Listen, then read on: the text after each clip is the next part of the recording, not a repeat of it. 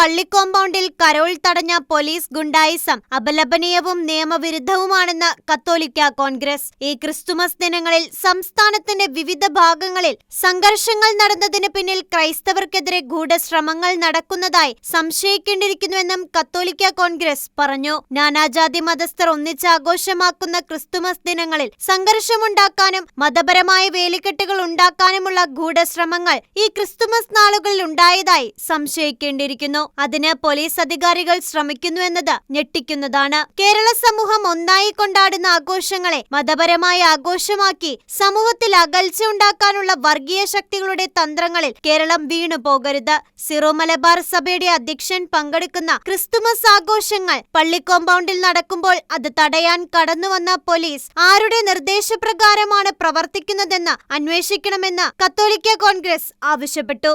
സംഘർഷങ്ങൾ ബോധപൂർവമുണ്ടാക്കി ഇരയുടെയും വേട്ടക്കാരുടെയും ഒപ്പം നിന്ന് കലക്കവെള്ളത്തിൽ നിന്ന് മീൻ പിടിക്കുക എന്ന നയം സ്വീകരിക്കുന്ന രാഷ്ട്രീയ നേതൃത്വങ്ങളെ കേരള സമൂഹം തിരിച്ചറിയുന്നുണ്ട്. വർഗീയ ശക്തികളുടെ കളിപ്പാവകളായി സർക്കാർ നേതൃത്വങ്ങൾ മാറുന്നത് കേരളത്തെ അരാജകത്വത്തിലേക്ക് നയിക്കും. കേരള ജനതയെ മതപരമായ വേലികെട്ടി സംഘർഷങ്ങൾ ഉണ്ടാക്കാനുള്ള ഗൂഢതന്ത്രങ്ങളും നടക്കുന്നുണ്ടോ എന്നും സംശയിക്കേണ്ടിയിരിക്കുന്നുവെന്നും കത്തോലിക്ക കോൺഗ്രസ് വ്യക്തമാക്കി. ഷെക്കേന ന്യൂസ്, തൃശൂർ.